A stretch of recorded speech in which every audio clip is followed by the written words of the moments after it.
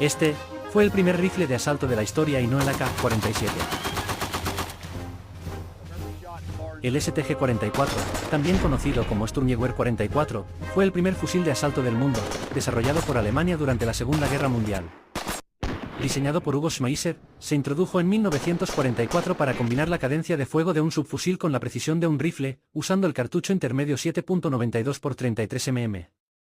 El STG-44 no tuvo un impacto decisivo en la Segunda Guerra Mundial debido a su tardía introducción y limitada producción. Sin embargo, su diseño revolucionario sí hizo una diferencia significativa en la evolución de las armas de fuego, estableciendo el concepto moderno de fusil de asalto.